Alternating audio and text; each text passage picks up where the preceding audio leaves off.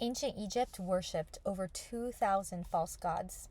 So when Moses appeared in Pharaoh's court with his brother Aaron, claiming that Yahweh, the I Am, commanded him to free all of his slaves, this was bogus. Of course, Pharaoh's response was, "Who is this Yahweh, and why should I listen to him?" So Pharaoh demanded a sign, a wonder, to show Yahweh's authority. He got one he didn't expect. Now, rewind 3 chapters to Exodus 4. Moses too was afraid to approach the throne of Pharaoh. He says, "What if he doesn't listen to me?" A valid question for sure. So God says, "Throw down your staff," and it became a snake. Moses picked it up and it turned back into the rod. God gave him 2 other signs and said, "Any of these will prove to Pharaoh that I am the I am, and he will listen to you. But first his heart will be hardened." So now back to Exodus 7.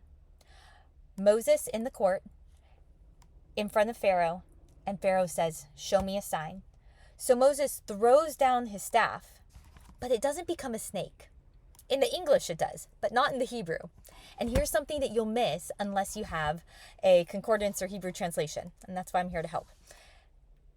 This rod became a tannin. Now, a tannin is some sort of sea monster or river dragon. It's used in Job 30 to describe Leviathan. It's also used in Ezekiel 29 verse 3, where it's a symbol of Egypt itself. This river dragon was said to challenge the god of Ra, who was the ultimate serpent in the Egyptians' mind. It was depicted as the cobra with the little sun shield around its head, and it was supposed to be the god of the sun, the god of life. And mythological stories had it that Ra would roam the earth and go through the underworld every night. But every night, there was a river monster or a sea dragon, Apophis, that would try to attack and devour Ra. Apophis was a god of chaos and darkness.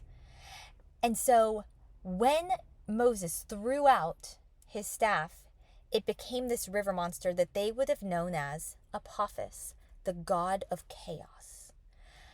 Now, the other sorcerers in the Pharaoh's court were able to throw down their staffs and also had sea dragons or these river monsters appear as well.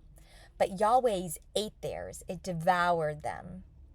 So even though the Pharaoh and his Egyptian people were keeping the Israelites in chaos of oppression and slavery and bitter treatment, Yahweh was coming in with his own chaos, as we're about to see in the next coming chapters, in the form of 10 plagues, and is going to devour Egypt's chaos. And then, right before Exodus 20, we're going to see that God uses this same sea monster to free his people. The Red Sea is going to part, and his people will go free on dry ground. From this, we see that God will not be mocked.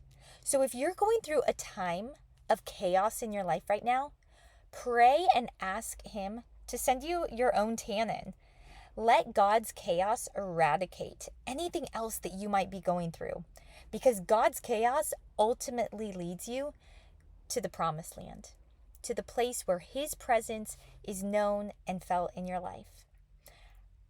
May that give you hope, and may that help you glow for God.